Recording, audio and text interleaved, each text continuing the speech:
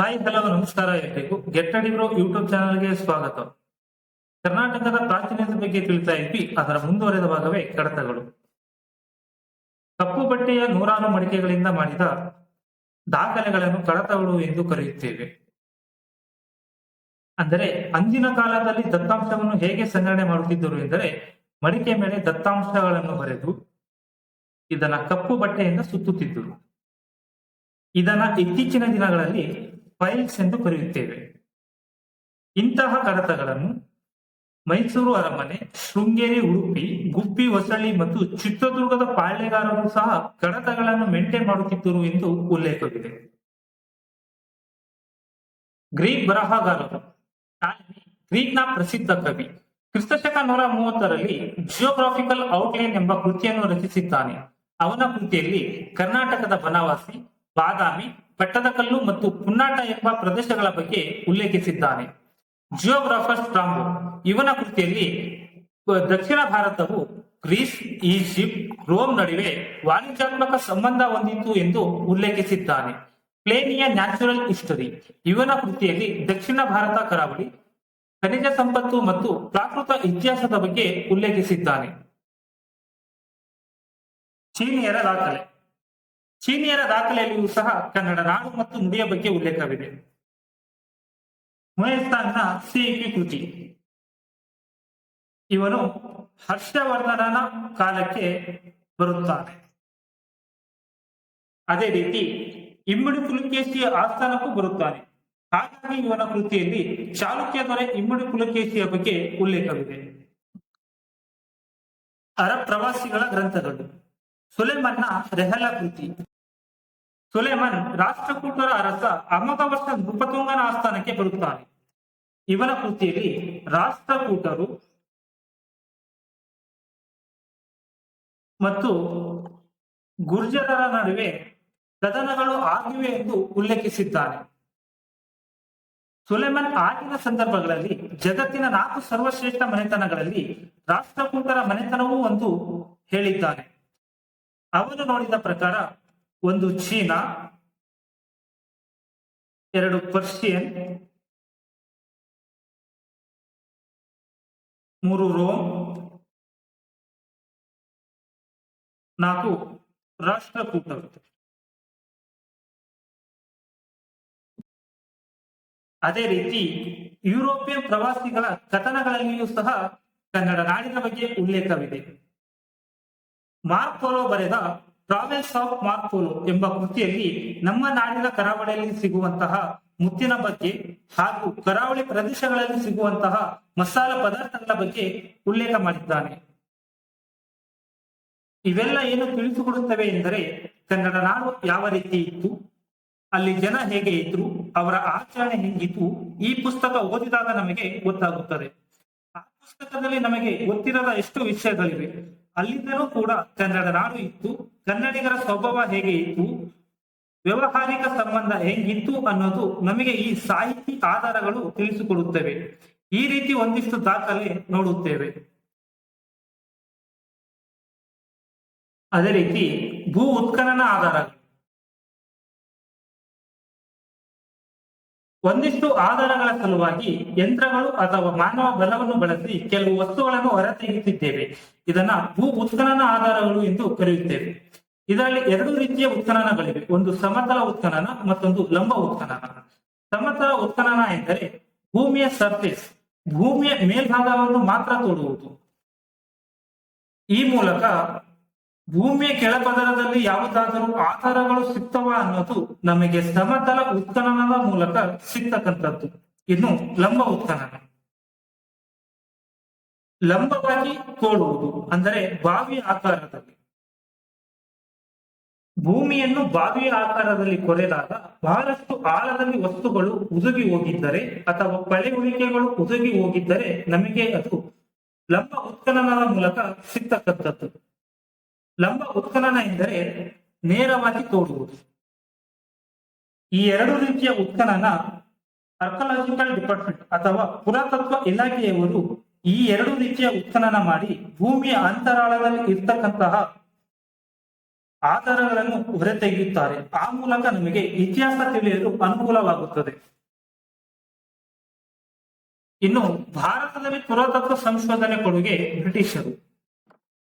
ಬ್ರಿಟಿಷರು ಬರೋ ಮುಂಚೆ ನಾವು ಇತಿಹಾಸವನ್ನು ಶಾಸನಗಳ ಮೂಲಕ ಅಥವಾ ನಿರ್ಮಾಣಗೊಂಡಿರುವ ದೇವಾಲಯದ ಮೂಲಕ ಒಂದಿಷ್ಟು ಸಾಹಿತ್ಯದ ಮೂಲಕ ದಾಖಲಿಸುತ್ತಿದ್ವಿ. ಆದರೆ ಬ್ರಿಟಿಷರು ಬಂದ ಮೇಲೆ ಅವರ ಅಡ್ವಾನ್ಸ್ ಟೆಕ್ನಾಲಜಿಯ ಮೂಲಕ ಪುರಾತತ್ವ ಇಲಾಖೆ ಪರಿಚಯವಾಯಿತು. ಸಂಶೋಧನೆ ಯಾವ ರೀತಿ ಮಾಡಬೇಕು ಅನ್ನೋದು ಹಲವಾರು ಆಯಾಮದಲ್ಲಿ ನಮಗೆ ತಿಳಿಸಿಕೊಟ್ಟಿದ್ದಾರೆ. 1862ರಲ್ಲಿ ಜನರಲ್ ಅಲೆಕ್ಸಾಂಡರ್ ಕನ್ನಿಂಗ್ಹ್ಯಾಮ್ ಪ್ರಥಮ ಸರ್ವೇಯರ್ ಆಗಿ ಪುರಾತತ್ವ ಇಲಾಖೆಗೆ ನೇಮಕ ಹೊಂದುತ್ತಾರೆ. ಇವರು ಉತ್ಖನನ ಹೊರತೆಗೆಯಲು ಬಹಳಷ್ಟು ಹೆಲ್ಪ್ ಮಾಡುತ್ತಾರೆ. ನಂತರ ಭಾರತ ಇತಿಹಾಸ ಗಮನಿಸಿದಾಗ ನಮಗೆ ಬಹಳಷ್ಟು ಫೇವರೇಟ್ ಆಗಿರ್ತಕ್ಕಂತಹ ಗವರ್ನರ್ ಜನರಲ್ ವಿಲಿಯಂ ಬೆಂಟಿಕ್, ಸತಿ ಸಹಗಮನ ಪದ್ಧತಿ ನಿರ್ಮೂಲನೆ ಮಾಡಿದಂತಹ ವ್ಯಕ್ತಿ. ವಿಲಿಯಂ ಬೆಂಟಿಕ್ ಅವರು ಆರ್ಕಿಯಾಲಜಿಕಲ್ ಡಿಪಾರ್ಟ್ಮೆಂಟ್ ಅಂತ ಹೇಳಿ ಆರ್ಕಿಯಾಲಜಿಕಲ್ ಡಿಪಾರ್ಟ್ಮೆಂಟ್ ಮಾಡಿ ಕೇಂದ್ರೀಯ ಪುರಾತತ್ವ ಇಲಾಖೆ ಮಾಡಿ ಇಲಾಖೆ ಸ್ಥಾನಮಾನ ಕೊಡ್ತಾರೆ. ಆ ನಂತರ ಸ್ವತಂತ್ರವಾಗಿ ಬಲಿಷ್ಠವಾಗಿ ಬೆಳೆಯುತ್ತದೆ. ಅಲ್ಲಿವರೆಗೂ ಇದು ಸ್ವತಂತ್ರವಾಗಿರಲಿಲ್ಲ. ಕೇವಲ ಬ್ರಿಟಿಷರು ಯಾವಾಗಾದ್ರೂ ಒಂದಿಷ್ಟು ದಾಖಲೆ ಬೇಕಾದಾಗ ಮಾತ್ರ ಇದನ್ನು ಉಪಯೋಗಿಸಿಕೊಳ್ತಿದ್ರು. ಆದರೆ ವಿಲಿಯಂ ಬೆಂಟಿಕ್ ಅವರು ಒಂದು ಸ್ವತಂತ್ರ ಇಲಾಖೆಯನ್ನಾಗಿ ಮಾಡ್ತಾರೆ. 1906ರಲ್ಲಿ ಲಾರ್ಡ್ ಮಿಂಟೋ ಅವರು ಅಧಿಕಾರ ಹೊಂದಿದ ಮೇಲೆ ಈ ಡಿಪಾರ್ಟ್ಮೆಂಟ್ಗೆ ಹೊಸ ನಿರ್ದೇಶಕರನ್ನು ನೇಮಿಸುತ್ತಾರೆ. ಅವರ ಹೆಸರೇ ಸರ್ ಜಾನ್ ಮಾರ್ಷಲ್. ಇವತ್ತು ಸಿಂಧೂ ನದಿ ಬಯಲಿನಲ್ಲಿ ಉತ್ಖನನ ಮಾಡಿ ಹರಪ್ಪ ಮತ್ತು ಮೊಹೆಂಜೋದಾರೋದಂತಹ ಮಹಾನಾಗರಿಕತೆ ನಮ್ಮ ದೇಶದಲ್ಲಿ ಇತ್ತು ಅನ್ನೋದು ತಿಳಿಸಿಕೊಡುವಲ್ಲಿ ಸರ್ ಜಾನ್ ಮಾರ್ಷಲ್ ಅವರು ಒಳ್ಳೆಯ ಕೆಲಸ ಮಾಡಿದ್ದಾರೆ. ಇಲಾಖೆಯ ಬೆಳವಣಿಗೆಯಿಂದ ನಮಗೆ ಉತ್ಖನನ ಸಿಕ್ಕಿರೋದು, ಅದಕ್ಕೆ ಲಾರ್ಡ್ ಮಿಂಟೋ ರವರ ಕೊಡುಗೆ ಇದೆ. ಯಾಕೆಂದ್ರೆ ಅವರು ಜಾನ್ ಮಾರ್ಷಲ್ ನ director of central archaeological department ಆಗಿ ನೇಮಿಸುತ್ತಾರೆ. ಉತ್ಖನನ ಮಾಡಿದ ಕರ್ನಾಟಕದ ಸ್ಥಳಗಳು: ಅಮರಾವತಿ, ಕೊಲ್ಲಾಪುರ, ಬ್ರಹ್ಮಗಿರಿ, ಜಗ್ಗಯ್ಯಪೇಟೆ, ಮಸ್ಕಿ, ಕೊಟ್ಟೂರು, ಮಲಪ್ರಭಾ ದಂಡೆಯ ಮೇಲೆ, ಸಂಗನಕಲ್ಲು, ತಕ್ಕಲಕೋಟೆ ಮತ್ತು ನಲ್ಲೂರು. ಇಷ್ಟೇ ಅಲ್ಲ, ಇನ್ನು ಇವೆ. ಪ್ರಮುಖವಾಗಿ ಒಂದಿಷ್ಟು ಸ್ಥಳಗಳನ್ನು ಮಾಹಿತಿಗಾಗಿ ನೀಡಿದ್ದೇನೆ. ಹಾಗೆ ಶಾಸನಗಳ ಆಧಾರಗಳು. ಶಾಸನಗಳ ಅಧ್ಯಯನವನ್ನು ಎಪಿಗ್ರಾಫಿ ಎಂದು ಕರೆಯುತ್ತೇವೆ. ಶಾಸನಗಳು ಕೇವಲ ನಮಗೆ ಕಲ್ಲಿನಲ್ಲಿ ಅಷ್ಟೇ ಅಲ್ಲ, ಬಂಡೆಕಲ್ಲು, ಕಲ್ಲುಗೋಡೆಯ ಮೇಲೆ, ಚಪ್ಪಡಿ ಕಲ್ಲಿನ ಮೇಲೆ, ವೀರಗಲ್ಲು, ಹಾಗೆ ದೇವಸ್ಥಾನದ ಗೋಡೆಯ ಮೇಲೆ, ತಾಮ್ರಪಟು ಅಂದರೆ ತಾಳೆಗರಿ ಹೇಗೋ ಹಾಗೆ ತಾಮ್ರದ ಗರಿಗಳು, ತಾಮ್ರದ ಗರಿಗಳಲ್ಲಿಯೂ ಕೂಡ ಶಾಸನಗಳನ್ನು ನೋಡ್ತಾ ಇದ್ದೇವೆ. ಶಾಸನಗಳನ್ನು ಅಧ್ಯಯನ ಮಾಡಿದ ಮೇಲೆ ನಮಗೆ ಮೊದಲು ಬ್ರಾಹ್ಮಿ ಲಿಪಿಯಲ್ಲಿ, ನಂತರ ಸಂಸ್ಕೃತ, ಆ ನಂತರ ದಕ್ಷಿಣ ಭಾರತದ ಭಾಷೆಗಳಲ್ಲಿ ಲಭ್ಯವಾಗಿದೆ. ಶಾಸನಗಳು ಪ್ರಧಾನವಾಗಿ ಯಾವ ವಿಷಯ ಒಳಗೊಂಡಿವೆ ಎಂದರೆ ದಾನದತ್ತಿ, ಅಂದ್ರೆ ಯಾವುದಾದರೂ ದಾನ ಕೊಟ್ಟು ಅವುಗಳನ್ನು ಹೇಳ್ಕೊಳ್ಳೋಕೆ ಒಂದು ಶಾಸನ, ಸ್ಮಾರಕ ನಿರ್ಮಿಸಿ ಅಲ್ಲೊಂದು ಶಾಸನ ನಿರ್ಮಿಸೋದು, ರಾಜಾಜ್ಞೆ ಹೊರಡಿಸೋದು, ದಿಗ್ವಿಜಯ ಮಾಡಿದರ ಕುರಿತು, ಬಲಿದಾನ ಮಾಡಿರ್ತಕ್ಕಂಥದ್ದು, ನ್ಯಾಯ ನಿರ್ಣಯ ಮಾಡಿರ್ತಕ್ಕಂಥದ್ದು, ಗಡಿ ವಿಚಾರಗಳಲ್ಲಿ ಯಾವುದಾದರೂ ಇತ್ತು ಎಂದರೆ ಅವುಗಳ ಕುರಿತು, ಇಷ್ಟೆಲ್ಲ ವಿಷಯ ಶಾಸನಗಳಲ್ಲಿ ನೋಡ್ತೀವಿ. ಇನ್ನು ಕರ್ನಾಟಕದ ಒಳಗೆ ಶಾಸನಗಳ ಅಧ್ಯಯನಕ್ಕಾಗಿ ಅಸ್ಥಿಭಾರ ಅಥವಾ ಭದ್ರ ಬುನಾದಿ ಹಾಕಿದವರು BL ರೈಸ್ ಮತ್ತು ಪ್ಲೀಟ್. BL ರೈಸ್ ಮತ್ತು ಪ್ಲೀಟ್ ಬಹಳಷ್ಟು ಶಾಸನಗಳನ್ನು ಅಧ್ಯಯನ ಮಾಡುತ್ತಾರೆ. ಅವುಗಳ ಮೂಲಕ ಕರ್ನಾಟಕದ ಇತಿಹಾಸ ಪರಿಚಯ ಮಾಡುತ್ತಾರೆ. ಹಾಗಾಗಿ ಇವರು ಕರ್ನಾಟಕ ಇತಿಹಾಸ ಬರೆಯುವಲ್ಲಿ ಪ್ರಮುಖ ಪಾತ್ರ ವಹಿಸುತ್ತಾರೆ. ಇಂಡಿಯನ್ ಆಂಟಿಕ್ವೇರಿ BL ರೈಸ್ ಬರೆಯುತ್ತಾರೆ. ಅವರು ಕೊಂಡುಕೊಂಡಿರುವ ಎಲ್ಲಾ ಶಾಸನಗಳನ್ನು ಕೂಡಿಟ್ಟು ಅದನ್ನು ಪ್ರಿಂಟ್ ಆಗಿ ಮಾಡುತ್ತಾರೆ. ಅದೇ ಇಂಡಿಯನ್ ಆಂಟಿಕ್ವೇರಿ. ಮತ್ತು ಕರ್ನಾಟಕದ ಬಗ್ಗೆ ವಿಶೇಷವಾಗಿ ನೋಡುವುದಾದರೆ ಎಪಿಗ್ರಾಫಿ ಕರ್ನಾಟಕ, ಇದು ಕರ್ನಾಟಕ ಶಾಸನ ಎಂದು ಕರೆಯುತ್ತೇವೆ. ಎಪಿಗ್ರಾಫಿ ಇಂಡಿಯಾ ಹಾಗೂ Bombay Karnataka inscription BL Rice ರವರ ಗ್ರಂಥಗಳು. BL ರೈಸ್ ರವರು ಹಲವಾರು ಕೃತಿಗಳನ್ನು ಬರೆದಿದ್ದಾರೆ. ಈ ಕೃತಿಗಳಲ್ಲಿ ಅವರು ಓದಿರ್ತಕ್ಕಂತಹ ಶಾಸನಗಳನ್ನು ತಿಳಿಸಿದ್ದಾರೆ. ಆ ಶಾಸನಗಳಲ್ಲಿ ಕರ್ನಾಟಕದ ಬಗ್ಗೆ, ಕನ್ನಡ ಸ್ಥಳಗಳ ಬಗ್ಗೆ ಮತ್ತು ಕನ್ನಡ ಭಾಷೆಯ ಬಗ್ಗೆ ಇರ್ತಕ್ಕಂತಹ ಉಲ್ಲೇಖವನ್ನು ಮಾಡಿದ್ದಾರೆ. ನಾವು ಶಾಸನಗಳನ್ನೇ ಅಧ್ಯಯನ ಮಾಡೋದ್ರಿಂದ, ಎಪಿಗ್ರಾಫಿ ನೋಡೋದ್ರಿಂದ ಎಲ್ಲ ಮನೆತನಗಳಲ್ಲಿಯೂ ಕೂಡ ಶಾಸನಗಳಿವೆ. ಆ ಶಾಸನಗಳು ಯಾವುವು, ಆ ಶಾಸನ ಏನಾದ್ರೂ ಮಾಹಿತಿ ನೀಡ್ತಾ ಇದ್ದಾವ ಅಂತ ನೋಡೋಣ. ಹಾಗಿದ್ರೆ ಅಶೋಕನ ಶಾಸನ. ಕರ್ನಾಟಕದಲ್ಲಿ ಮಸ್ಕಿ, ಜಟಿಂಗ ರಾಮೇಶ್ವರ, ಸಿದ್ದಾಪುರ, ಬ್ರಹ್ಮಗಿರಿಗಳಲ್ಲಿ ಅಶೋಕನ ಶಾಸನಗಳು ಪತ್ತೆಯಾಗಿವೆ. ಕರ್ನಾಟಕದಲ್ಲಿ ದೊರೆತ ಅಶೋಕ ಶಾಸನಗಳು ಬ್ರಾಹ್ಮಿ ಲಿಪಿಯಲ್ಲಿವೆ. ಈ ಶಾಸನ ಎಡದಿಂದ ಬಲಕ್ಕೆ ಬರೆಯಲಾಗಿದೆ.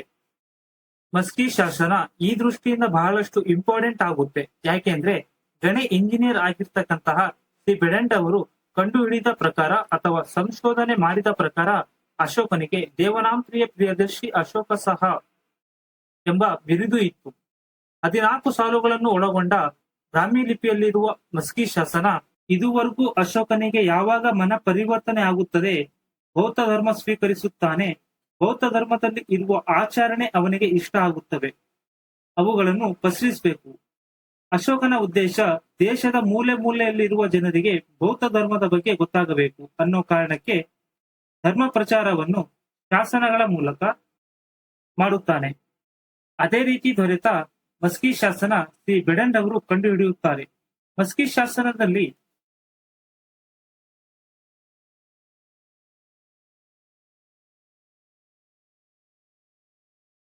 ಬೌದ್ಧ ಧರ್ಮದ ವಿಚಾರ ತಿಳಿಸಿದ ನಂತರ ಕೊನೆಯಲ್ಲಿ ದೇವನಾಂಪ್ರಿಯ ಪ್ರಿಯದರ್ಶಿ ಅಶೋಕ ಸಹ ಎಂಬ ಬಿರುದು ಇರುತ್ತದೆ.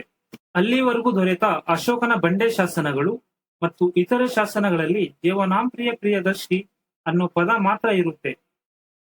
ಆದರೆ ಯಾರ್ದು ಅಂತ ಗೊತ್ತಿರೋಲ್ಲ. ಯಾವಾಗ ಮಸ್ಕಿ ಶಾಸನದಲ್ಲಿ ದೇವನಾಂಪ್ರಿಯ ಪ್ರಿಯದರ್ಶಿ ಅಶೋಕ ಸಹ ಎಂಬ ಪದ ಇರುತ್ತೋ, ದೇವನಾಂಪ್ರಿಯ ಪ್ರಿಯದರ್ಶಿ ಯಾರಪ್ಪ ಅಂದ್ರೆ ಅಶೋಕ ಮಹಾರಾಜ ಅನ್ನೋದು ಮಸ್ಕಿ ಶಾಸನದಲ್ಲಿ ಗೊತ್ತಾಗುತ್ತದೆ. ಆ ಮೂಲಕ ಎಲ್ಲಾ ಶಾಸನಗಳು ಪ್ರಿಯದರ್ಶಿ ಎಂಬ ಪದ ಎಲ್ಲೆಲ್ಲಿ ಇದಾವೆ ಅಲ್ಲಲ್ಲಿ ಅವೆಲ್ಲ ಅಶೋಕ ಹೊರಡಿಸಿದ ಶಾಸನ ಎಂದು ಈ ಮೂಲಕ ಸಾಬೀತು ಆಗುತ್ತದೆ. ಅಂದ್ರೆ ಅಶೋಕನ ಕಾಲದಲ್ಲೂ ಮಸ್ಕಿ ಎಂಬ ಪ್ರದೇಶ ಇತ್ತು. ಈಗ ಮಸ್ಕಿ ಕರ್ನಾಟಕದಲ್ಲಿ ಇರೋದ್ರಿಂದ ಇದು ಕರ್ನಾಟಕ ಇತಿಹಾಸದಲ್ಲಿ ಪ್ರಮುಖ ಪಾತ್ರ ವಹಿಸುತ್ತದೆ. ದೇವನಾಂಪ್ರಿಯ ಪ್ರಿಯದರ್ಶಿ ಎಂದರೆ ದೇವನಿಗೆ ಹತ್ತಿರವಾದವನು ಅಥವಾ ದೇವನಿಗೆ ಪ್ರಿಯವಾದವನು ಎಂದರ್ಥ. ಸಹ ಎಂದರೆ ರಾಜ.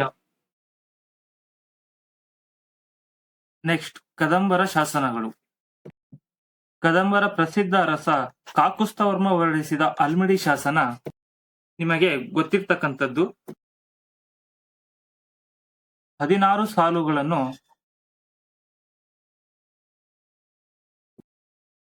ಒಳಗೊಂಡ ಅಲ್ಮಿಡಿ ಶಾಸನ ಬೇಲೂರಿನ ಅಲ್ಮಿಡಿ ಗ್ರಾಮದಲ್ಲಿದೆ. 16 ಸಾಲುಗಳನ್ನು ಒಳಗೊಂಡ ಈ ಶಾಸನ ಸಂಸ್ಕೃತದಲ್ಲಿದೆ. ಕೆಲವೊಂದು ಪದಗಳು ಕನ್ನಡದಲ್ಲಿದೆ. ಹಾಗಾಗಿ ಮೊದಲ ಬಾರಿಗೆ ಕನ್ನಡ ಪದಗಳು ಬಳಸಿದ್ದರಿಂದ ಇದನ್ನು ಕನ್ನಡ ಶಾಸನ ಎಂತಲೂ ಕರೆಯುತ್ತೇವೆ. ಅಲ್ಮಿಡಿ ನಗರ, ಅಲ್ಲಿ ಬರುವಂತಹ ಸುತ್ತಮುತ್ತಲಿನ ಹಳ್ಳಿಗಳನ್ನು ದಾನವಾಗಿ ನೀಡಿದರ ಬಗ್ಗೆ ಕಾಕುಸ್ಥ ವರ್ಮ ವರ್ಣಿಸಿದ್ದಾನೆ. ವಿಜಯ ಎಂಬ ವ್ಯಕ್ತಿಗೆ ಇಲ್ಲಿ ದಾನವಾಗಿ ನೀಡಿದ್ದಾರೆ ಎಂದು ಉಲ್ಲೇಖವಾಗಿದೆ. ಇನ್ನು ಚಂದ್ರವಳ್ಳಿ ಶಾಸನ ಮಯೂರವರ್ಮ ಹೊರಡಿಸಿದ್ದಾನೆ. ಚಂದ್ರವಳ್ಳಿ ಶಾಸನದಲ್ಲಿ ಮಯೂರವರ್ಮ ಕೆರೆಗಳನ್ನು ಮತ್ತು ಬಾವಿಗಳನ್ನು ಜನರಿಗೆ ಅನುಕೂಲ ಮಾಡಿಕೊಟ್ಟುದರ ಬಗ್ಗೆ ಮತ್ತು ಭೂಮಿಯನ್ನು ದಾನ ಮಾಡಿದರ ಬಗ್ಗೆ ಚಂದ್ರವಳ್ಳಿ ಶಾಸನದಲ್ಲಿ ಉಲ್ಲೇಖ ಮಾಡಿದ್ದಾನೆ. ಅಲ್ಮಿಡಿ ಶಾಸನ ಮತ್ತು ಚಂದ್ರವಳ್ಳಿ ಶಾಸನ ಸಂಸ್ಕೃತದಲ್ಲಿದೆ. ಹಾಗೆ ಶಾಂತಿವರ್ಮನ ತಾಳಗುಂದ ಶಾಸನ ಕರ್ನಾಟಕದ ಮೊದಲ ಸಂಸ್ಕೃತ ಶಾಸನ ಇದಾಗಿದೆ. ಮಯೂರವರ್ಮನಿಂದ ಆಳ್ವಿಕೆಗೆ ಒಳಪಟ್ಟಂತ ಎಲ್ಲ ಕದಂಬ ವಂಶಾವಳಿ ಮತ್ತು ಕದಂಬರ ಬಗ್ಗೆ ತಿಳಿಸುವಂತಹ ತಾಳಗುಂದ ಶಾಸನ. ಹಾಗೆ ಗಂಗರ ಕಾಲದ ಶಾಸನಗಳು. ಗಂಗರ ಕಾಲದಲ್ಲಿ ಶಾಸನಗಳಿಲ್ಲ, ಅವರಲ್ಲಿ ತಾಮ್ರ ಶಾಸನಗಳಿದ್ದು ತಾಮ್ರ ಶಾಸನಗಳ ಮೂಲಕವೇ ಅವರು ಬಹಳಷ್ಟು ವಿಷಯಗಳನ್ನು ತಿಳಿಸಿದ್ದಾರೆ. ಇನ್ನು ನಾನ್ಘಾಟ್ ಶಾಸನಗಳು. ನಾನ್ಘಾಟ್ಗಳಲ್ಲಿ ಶಾಸನಗಳು ಸಿಕ್ಕಿವೆ. ಇವು ಶಾತವಾಹನರ ಬಗ್ಗೆ ತಿಳಿಸುವಂತದ್ದು. ನಾನ್ಘಾಟ್ ಶಾಸನ ಶಾತವಾಹನರ ಬಗ್ಗೆ ಬೆಳಕು ಚೆಲ್ಲುತ್ತದೆ. ನಾನಾಘಾಟ್ ಶಾಸನವನ್ನು ದೇವಿ ನಾಗನಿಕ ಹೊರಡಿಸಿ ನಾನಾಘಾಟ್ ಶಾಸನವು ಆಡಳಿತಗಾರ ಶಾತವರ್ಣಿಯ ಸಾಧನೆಯ ಬಗ್ಗೆ ತಿಳಿಸುತ್ತದೆ.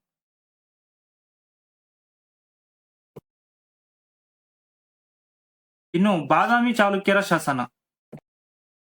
ರವಿಕೀರ್ತಿ ಕೆತ್ತಿದ ಐಹೊಳೆ ಶಾಸನ ಇಮ್ಮಡಿ ಪುಲಿಕೇಶಿಯ ಕಾಲದ ಬಗ್ಗೆ ಹಾಗೂ ಅವನ ಪಟ್ಟಾಭಿಷೇಕದ ಬಗ್ಗೆ ತಿಳಿಸುತ್ತದೆ. ಹಾಗೆ ಎರಡನೇ ವಿಕ್ರಮಾದಿತ್ಯನ ಕಂಚಿ ಶಾಸನ. ಎರಡನೇ ವಿಕ್ರಮಾದಿತ್ಯನ ಪಟ್ಟಾಭಿಷೇಕ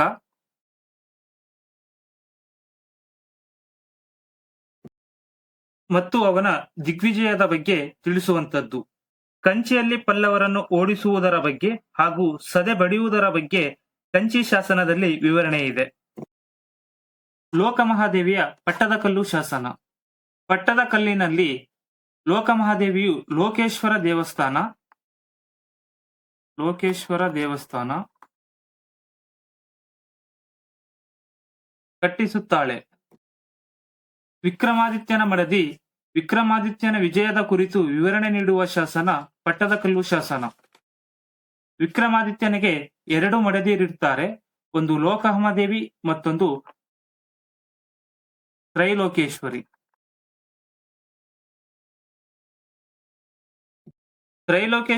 ತ್ರೈಲೋಕೇಶ್ವರ ದೇವಸ್ಥಾನವನ್ನು ಕಟ್ಟಿಸುತ್ತಾಳೆ. ಲೋಕಮಹಾದೇವಿ ಮತ್ತು ತ್ರೈಲೋಕೇಶ್ವರಿ ಅವರ ಹೆಸರಿನ ದೇವಾಲಯಗಳನ್ನು ಪಟ್ಟದಕಲ್ಲಿನಲ್ಲಿ ಕಟ್ಟಿಸುವುದನ್ನು ನಾವು ನೋಡ್ತಾ ಇದ್ದೇವೆ. ಇನ್ನು ಮುಂದಿನ ವಿಡಿಯೋದಲ್ಲಿ ಪ್ರಮುಖ ಶಾಸನಗಳು, ಎಪಿಗ್ರಫಿ ಕರ್ನಾಟಕ, ಮ್ಯೂಸಿಯಂ, ಪತ್ರಗಾರಗಳು, ಇನ್ನು ಇತರೆ ವಿಷಯಗಳನ್ನು ತಿಳಿಯೋಣ. ವಿಡಿಯೋ ನೋಡೋದಕ್ಕಾಗಿ ಎಲ್ಲರಿಗೂ ಧನ್ಯವಾದಗಳು.